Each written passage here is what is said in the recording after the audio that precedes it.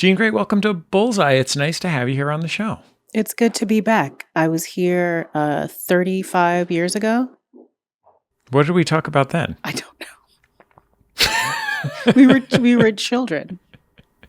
We were both 2 years old. Jean, you had a long and somewhat successful career as a rapper. Did you just say a somewhat successful career? I don't want, look, I know that you have touchinesses about your rap career. I characterize it as artistically successful. It was successful in the sense that you made your living as a rapper for a long time, which most rappers aren't able to do. I think it was very successful because I don't think my determiner for success was what everyone else's determiner for success was in that particular job. And I'm like, I'm not, out here trying to be that person. It wasn't ego driven. It was purely artistic driven and competitiveness. It was very competitive. Somewhat was fun. Jesse. Jesse. That was great. Jean, that was great. I don't know anyone in my life who is emphatic about anything in their life as you are about not being a rapper anymore. So I don't want to overstate your connection to your rapping because I'm not sure where it sits. Because if anyone even describes you as a rapper, it's as though they described you as a 12-year-old or something. Well, I think the disconnect is that as a person who's always been like a multidisciplinary artist, like an expansive person, it was always like a prison.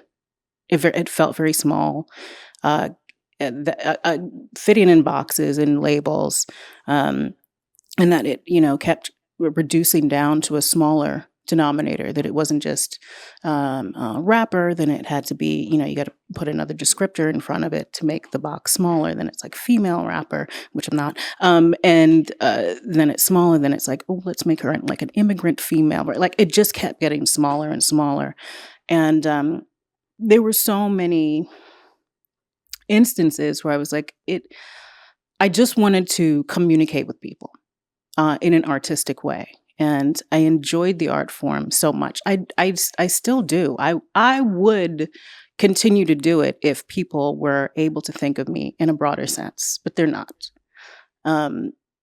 Imagine trying to communicate with people every day, and the only way that they were able to see you was if you communicated to them in rhyme form. Like that. It's a very frustrating day. You're making it sound silly, Jean. No.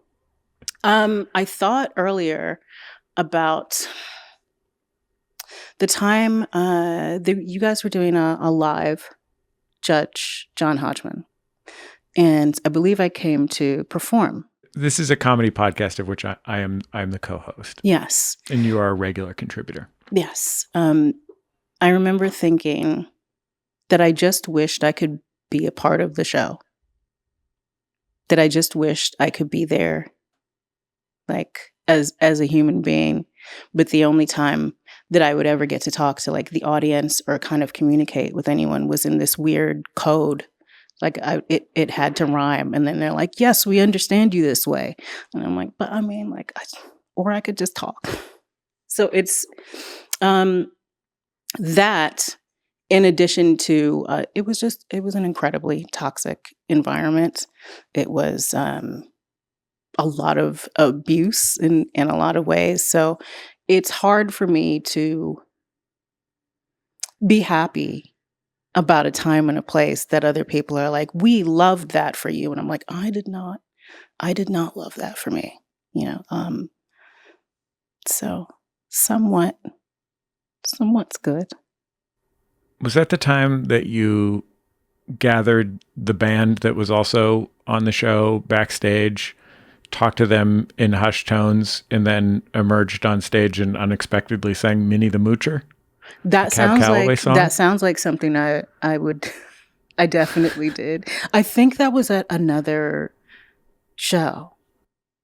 I only vaguely remember that performance, because I think Mindy Tucker, the great Mindy Tucker, the great photographer, archivist, has pictures of that show. And every time I kind of see that picture and I'm like going through her archives, I'm like, what is this from? And I'm like, I think it's from Minnie the Moocher.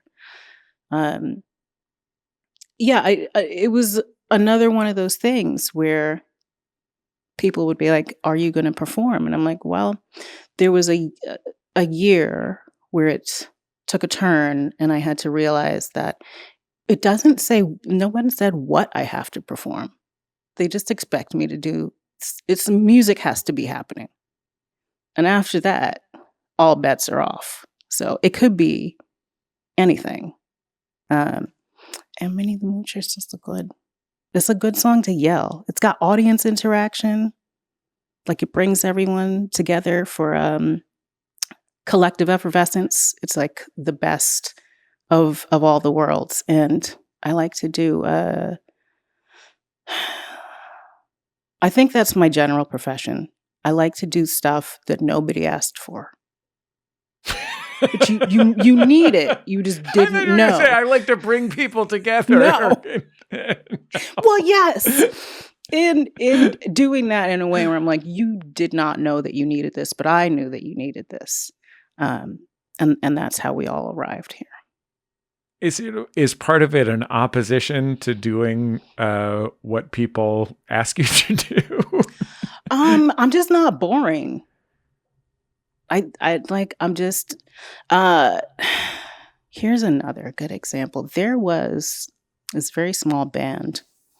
This is maybe like over a decade ago at this point. How does time work? I don't know.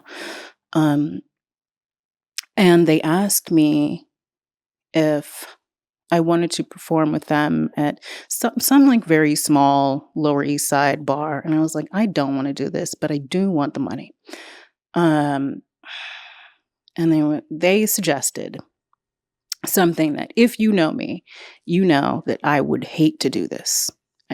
You could ask me. The only thing that would have been worse was if they'd said, and it'll just be a beatboxer and then you.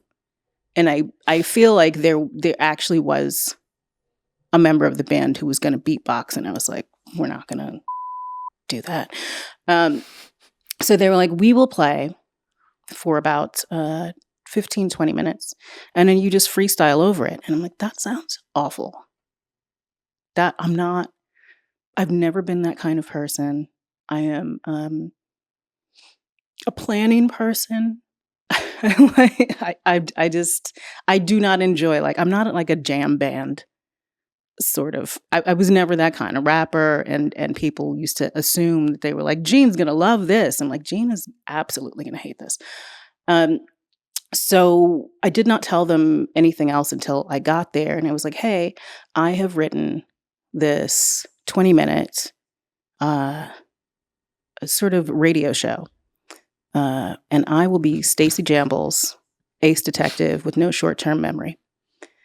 And I'm going to do it like a radio noir, like a femme fatale spy drama. But she is trying to solve crimes, but she can't remember anything. So it's going to be very interactive for the audience.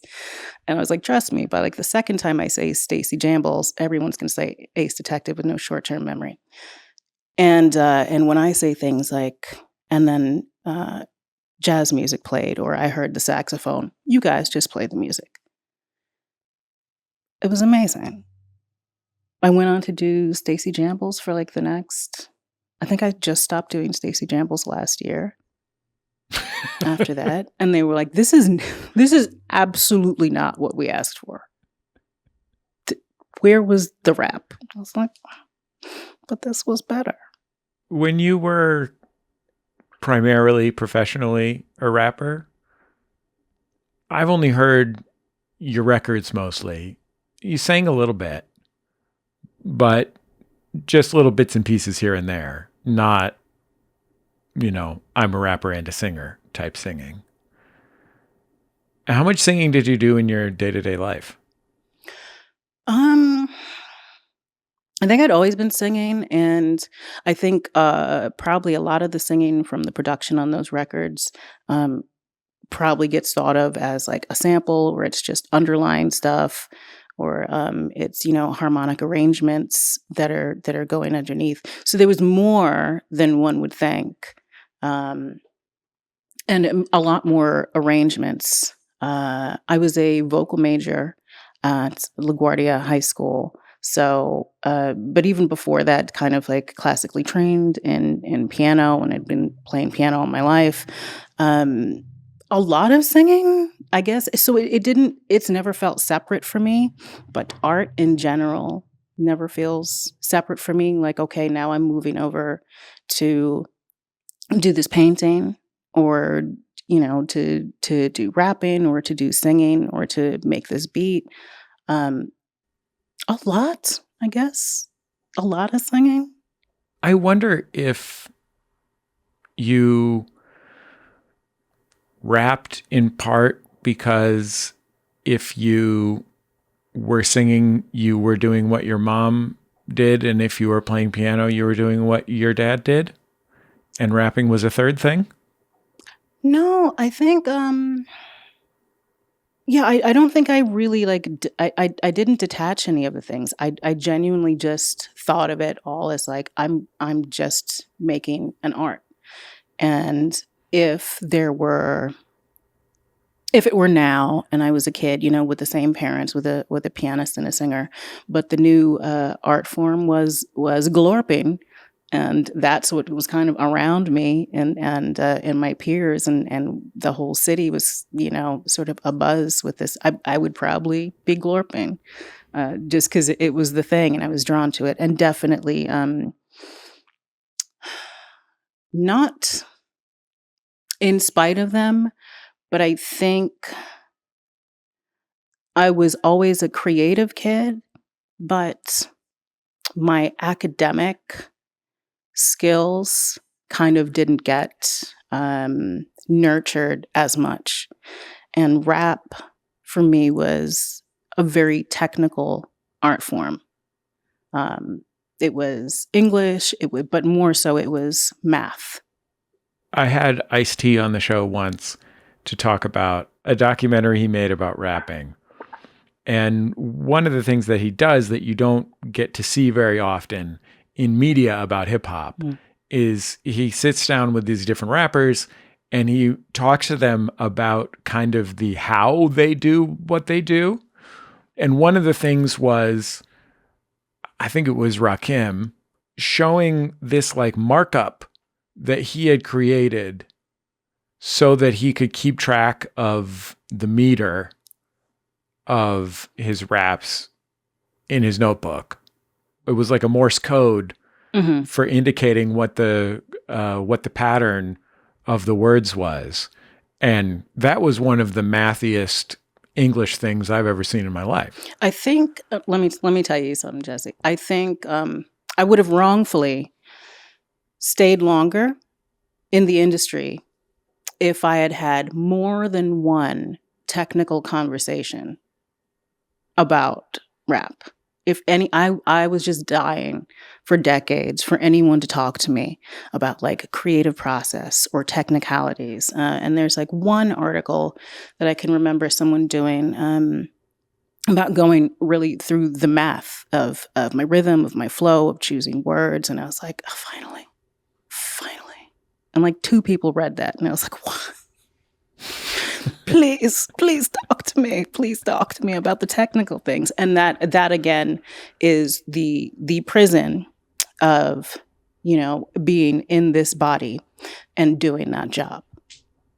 Yeah, you came of age in hip hop at a time when there was not a rapper who at least appeared to be a woman. And turns out you're non-binary, but appeared to be a woman who wasn't constantly described as a female rapper or a woman rapper, or the worst one by a wide margin is femc. I have those terms blocked on my social media just so because people still tag me in that. And like it's incredibly frustrating. One, I'm just like, it's 2025. Two, I'm like, we've been over this. I've been over this for like 20 years. Come on. Unfortunately, there are lesser talents who are cis men who are allowed to be many, many things, and then also be talked to about their job and their emceeing. Rakim, not a lesser MC, but that's a fascinating read. I always wanted to know how people were writing. I went through a period of my flow, I would only visualize it. So I would use my hands to go through the rhyme. Like even if it was going in my head, I'm like, no, I need to visually understand the patterns of it. You were indicating something with your hands that's like somewhere in between like a puppet, if you had a sock puppet on your hand, and if you were illustrating what it was like when all the fireworks went off. Yeah. I think that idea of like being able to see other people perform it, but I'm like, what am I going to tell someone all the rhymes and then like watch them say it back to me? And also they're not going to do it in the same rhythm that I would do it. So then I got to teach them the whole. And I'm like, we're not doing that. So I'll just use my own Muppet hands to see what it would look like and sound like. Another thing that was happening as you were emerging in hip hop was so much of hip hop was defined against itself. So, it emerged from a world maybe in the early 90s where hip hop maybe felt like a world. And everybody knew each other and they all were from New York City and so on and so forth. Mm-hmm. And by the time your career was blossoming, 4 years later or whatever, that world had fractured dramatically, and you were almost from the start defined as an underground rapper. Yeah. Which just means you're not on a label and you don't have any money. It's just generally, there were other terms, backpack rapper, definitely. And I'm like, I have not carried a backpack since like high school, and that was a while ago.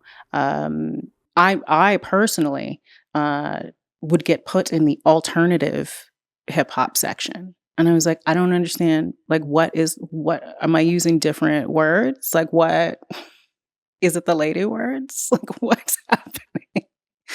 So it was like, again, subcategory, subcategory, but definitely underground rapper, which was just not mainstream. Yeah, not on a label.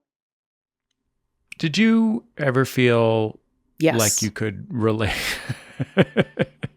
Did you ever feel like you could relate directly to your peers in hip hop? I mean, among other things, as you write in your book, like when you were on tour, it was always 12 dudes and you.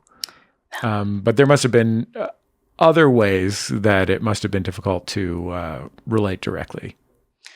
All of them in general. Even beyond like some terrible things that happened, that was always the biggest divide. I was definitely there to come out on stage, and I don't care who's going after me if I'm not headlining. They're closing for me, and I would make sure that I do my job. And when I go backstage, I'm like, careful, don't slip out there. There's blood all over the stage. Be very careful. Yeah, I think the first divide was that it's just never been ego driven, and I don't understand it. I don't understand the need for that, and it was part of why I knew I could never be more than somewhat successful in those type of industries, because I'm just never there for that. So I think my not relating to even people I was on tour with was a bigger story, that I was just not going to relate to anyone who's there for ego or generally to do a capitalism. But Jean, You just told me two things that I'm going to need your help to align for me. Mm-hmm. One of the things is that something you couldn't relate to was people being there for ego. Another thing was that if you go on in the middle, the other people are closing for you. Yeah, no. The man on tour, no, that's about ego. I'm there my job is one, connect with the audience. Let's make a wonderful space. I used to love to bring people up on the stage and be like, what's going on in your life? Let's call your mom. Let's call your boyfriend. Like real connecting moments are like, Did you literally call people's moms on stage? Absolutely. I called my mom. I called my exes. I had the audience call people that I knew. Like, absolutely. What's the setup for that? Different every time. There may have been someone who was on their phone during the middle of the performance, and I can, directly see them. And I would ask my DJ to stop the music and be like, hey, what are you doing right now? Because I'm up here. And like the rest of us are here, but what are you doing? It seems very important. So why don't you share it with the class?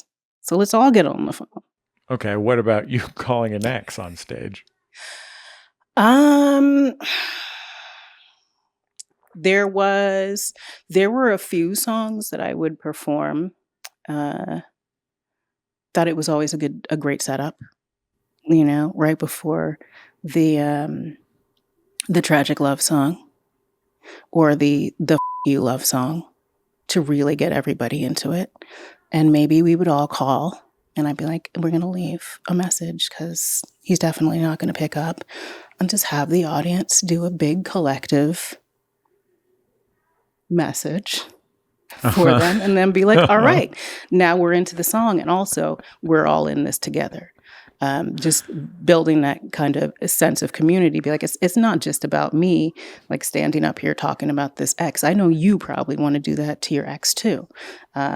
So getting out that rage and aggression and feeling and being like, oh, okay, I feel better about that. And sometimes my ex may have been on the stage. Always fun. Always a good time. That's but real. Not ego. But not yes, ego. But this the is about ego community was building, Gene? Community building.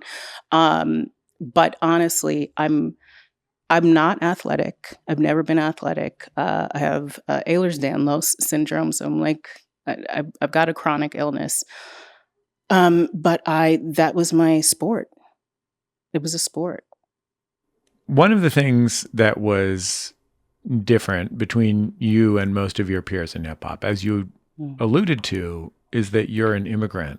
You're a sort of unusual sort of immigrant. Can you describe the circumstances of your birth and early childhood?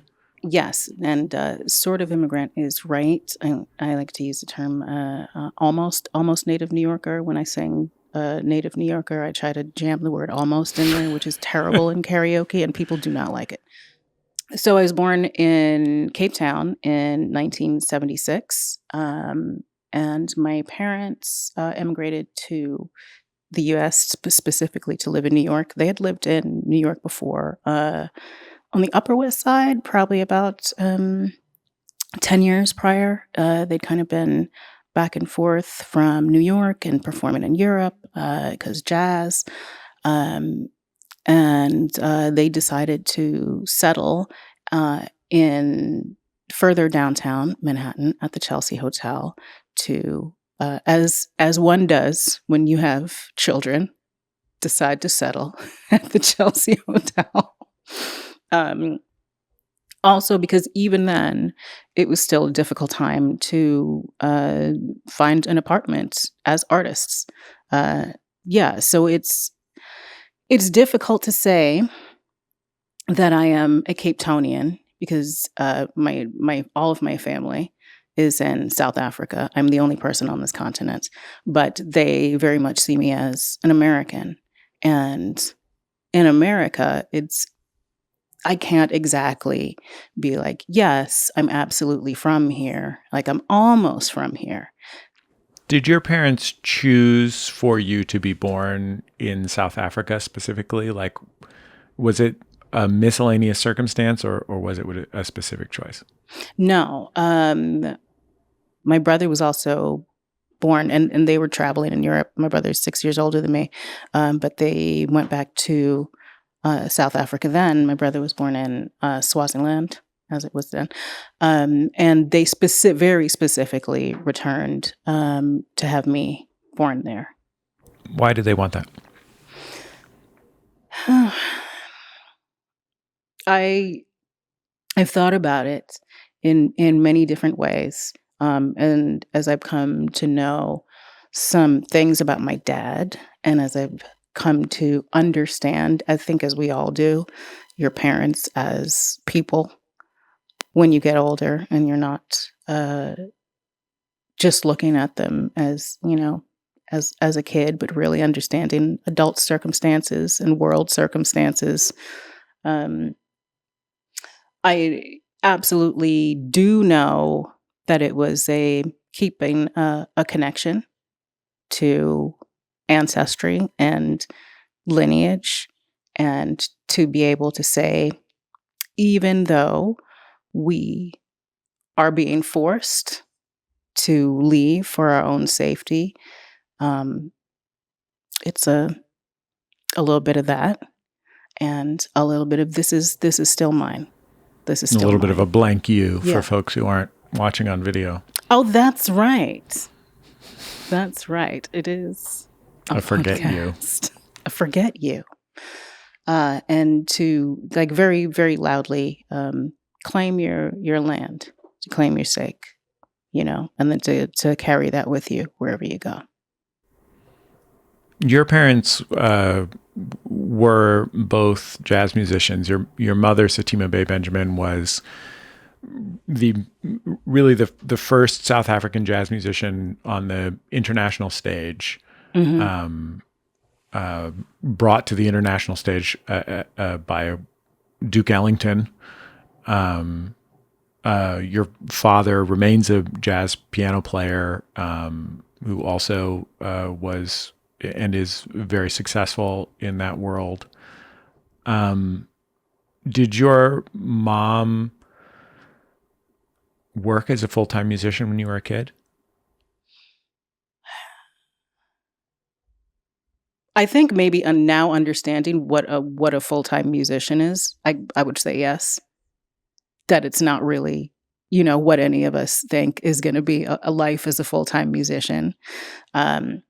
I think she was raising two kids. She was managing my dad. She was managing herself. She started her own independent record label and pressed up her own record. She wrote and arranged and composed. She put together her own shows. She put together her own press kits. So yeah, and she had, about 16 full-time jobs, and one of them was musician. I wish that there is a way, I think, as we kind of all wish we could have made things easier for the parents that we love. I wish she had more time to really be able to focus on that. Knowing what I know about making a home and not even having kids, I don't know. I don't understand how anyone is getting anything done. Are there portals? What are you doing? I have a cat. A cat. Were your parents on the road when you were a kid? Were you on the road with them? My dad was on the road more than my mom was on the road. But there were definitely times where, yes, I went on the road with them. A lot of green rooms, grew up in a lot of backstages and in recording studios and rehearsal studios. So yeah. I think probably I've tossed in a song or two, definitely in the book, that I've been, on the road since I was a zygote. So it's been a long time. What was your parents' relationship like?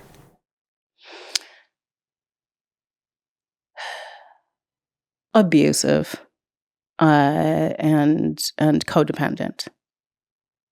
It's taken a very, very long time for me to unpack my feelings about why my mother would have stayed in this situation. And obviously, it's for many reasons. This podcast is not 5 hours long. Very, very difficult. Even difficult to the point that when I wrote this book, I was hoping that my dad would die before this book came out so I could say the things that I really wanted to say.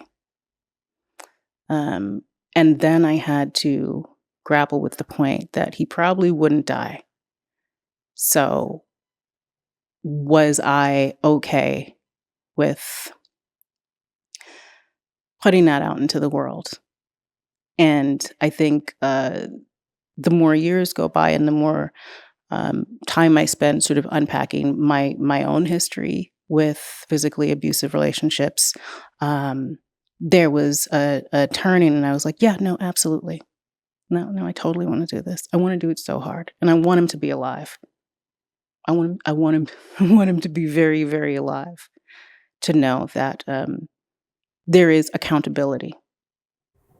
It must have been so difficult for your mother, whose entanglements with your father beyond the romantic were like more even than most people in that situation, in that she was not only entangled with your father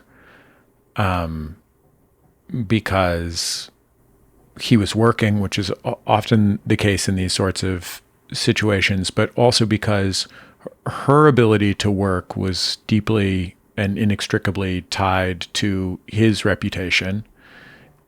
And beyond that, that both of them were immigrants, which complicates things significantly logistically and legally. And yes.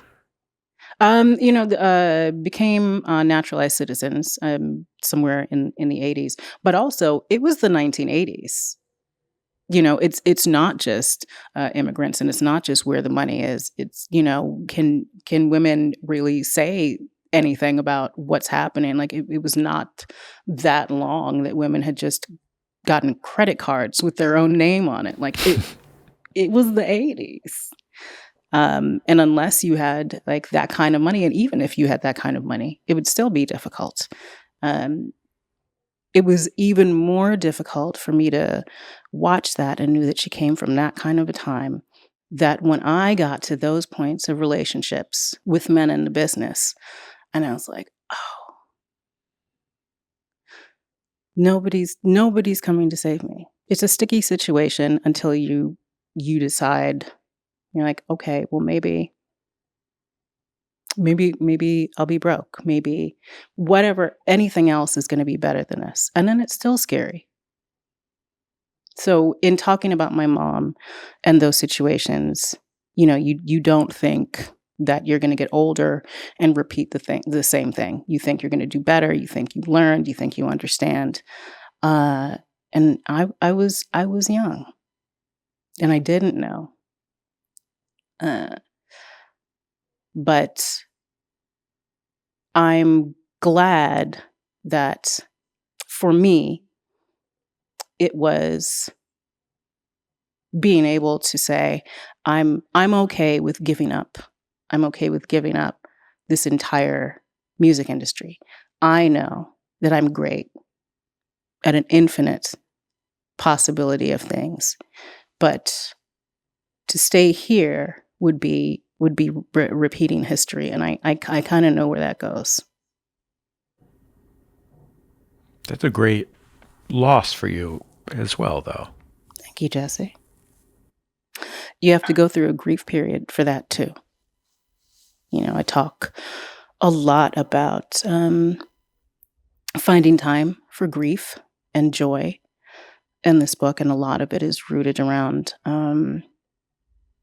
having to do with capitalism And when you have to do a capitalism, you kind of have to choose. Are you going to grieve the loss of yourself, or what part are you going to grieve? And it was sad. It was sad for me. There's parts of it when I'm like, man, I wish I could just write a little. Not all the time. Not all the time. But I know very much that it is not a world I would want to step back into, because everyone is still there. All the players are still there. The people who were complacent are still there, and they are just as much monsters as the other people. So nope, that is okay. I will write books and then still talk to my friend, Jesse Thorn. We still got to the same place, and it's another thing. But I'm not, grieving the loss of myself. Jean, there's a couple of things that I don't want to miss out on asking you. Absolutely not. Before we're out of time. Absolutely not. What are your preferred pants at this time?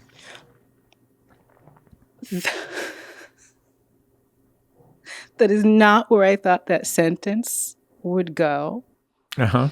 And thank you so much. You can tell me what your preferred pronouns are as well, if you'd like, if that's where you thought I was headed. But no, pants. I really was just asking you about the pants. I love that very much. When you start wearing loose clothes, it's very hard to go back to like even slightly narrow legs. So I started making like a very... And you have been wearing some truly extravagant pants. Like we're talking about a Chinese imperial court. Yes. Or we're talking about Andre Leon Talley playing tennis. Thank you so much for using that in reference. Yes. Yeah. I need to be able to fit at least 4 different sized legs. 2 legs that are not my own legs, just thicker legs in one pant leg. And that's how I know it's wide enough. So my preferred pants are the ones that I make. And it's very hard to go back. It's very hard. I just ordered a vintage Giorgio Armani suit that I'm very much looking forward to wearing this upcoming week at an event. And I'm so concerned that I'm going to be so uncomfortable in the width of the pant leg. I love the rest of the suit, but Jesse, I am concerned. You mentioned, there's one last thing that I want to ask you about. You mentioned that in your book, you generally don't name names. That's true. And in fact, the book is very much more about who you are now than it is about much of your life. Yeah. But there is one name that you name. I wonder if you would name that name here on National Public Radio. Is it Idris Elba? Yeah, it's Idris Elba. Yeah. If you have not read the book or listened to the audiobook, it's not for the reasons that you might think. In what context do you mention them, Jean? He may or may not still owe me $2,000. And if he does still owe me the $2,000, I want the money. I don't need the money. Uh-huh. And he has the money to get, like, he's got $2,000. Yeah, he's been very successful. He's been he's been somewhat successful. So he might have paid it. Uh-huh. Is there some way to know? No. I tried when I was writing the book. I was like, you got to do your due diligence. You can't just get out there and like, I've been telling this story for years. Because it's a great story and nobody expects that when you say the thing about Idris Elba is, he didn't pay up. He is a musician as well as an actor. Yes, more accomplished as an actor and a DJ. Mm-hmm. He recorded a record on which you featured and with a fee of $2,000. The record wasn't ever released, but you believe that you were never paid the $2,000. And no, there's no way of knowing. I'm not going to go back in my bank statements and look for $2,000. Jean Grae, thank you for the book. Thank you for your time. Thanks for being a pal. It's always nice to see you and talk to you. And congratulations on this book, which is so insightful and moving and funny. Thank you so much, Jesse. Thank you for always doing such a wonderful job and really understanding how to talk to people. It's a fantastic skill and a lost art.